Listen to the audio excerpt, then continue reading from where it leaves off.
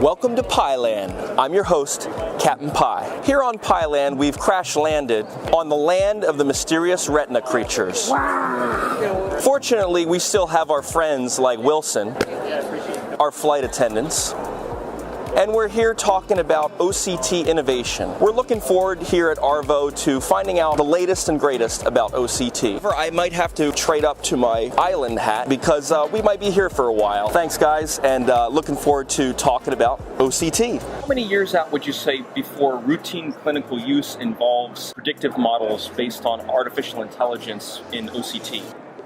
Yeah, that's another very good question, of course. They sometimes fly to Vietnam, which is a country where I live, and they do diagnostics right there on the plane. You know, when the demand for something goes up, both the cost and the stability of the manufacturers and devices they manufacture gets better. Now, so does that mean ophthalmologists eventually with this new technology can almost start diagnosing other general diseases even outside of eye care? So once again, it comes down to prophylaxis is better than treatment, so to speak. That's always the case. The main issue is there is still a lot of uncertainties.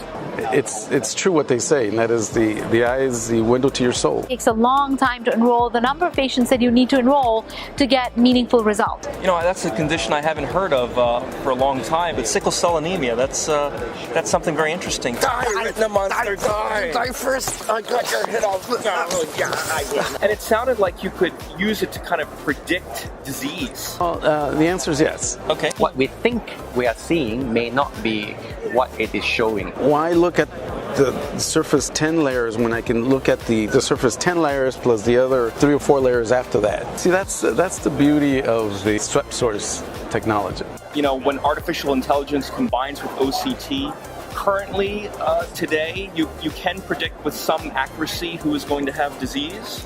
Yeah, definitely. The retina specialists saw what beautiful images were being produced out of these machines. I think everyone was hooked. Younger individuals who lead stressful work environments, like investment bankers and people like that. So basically, it's a convenient form of taking an OCT. Is swept source OCT something for today's marketplace? You don't need to prick your patients, you don't need to inject dye into them. So we do less and less of fluorescein angiography and ICG angiography. We still need them in certain circumstances. So I think Wilson's a little lonely here. He wants to play.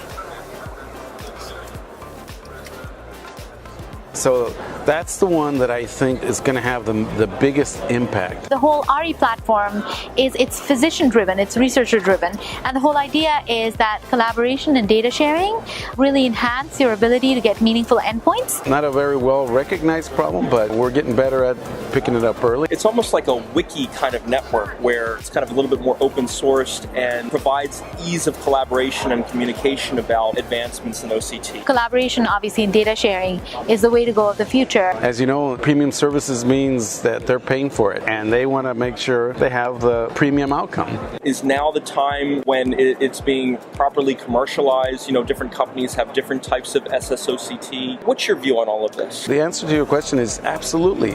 History of OCT is very well appreciated in the context of ophthalmologists and also engineers working in the field of ophthalmology.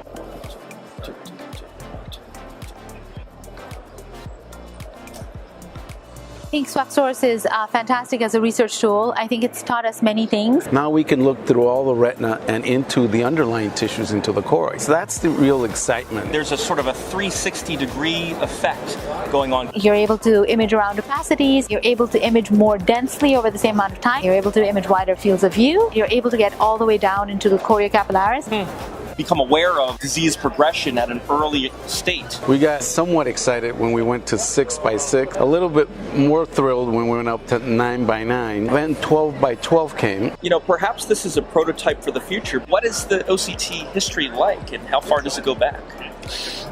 Interesting. You may wonder why that's important. As we improve our treatments of diabetes, as we start using more pharmacologic therapy, being able to view the periphery is very important.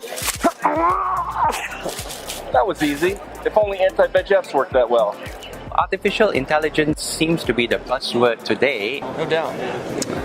Fascinating. Hopefully hopefully this will help us look at some of the bigger problems in ophthalmology and not just be working, individually in our own little silos. Sweat source OCT, its time has arrived. Great, Hervoyer. Well, we salute your efforts at Pi Magazine. Thank you so much. We, Thank you. Glad you flew the friendly Pi skies.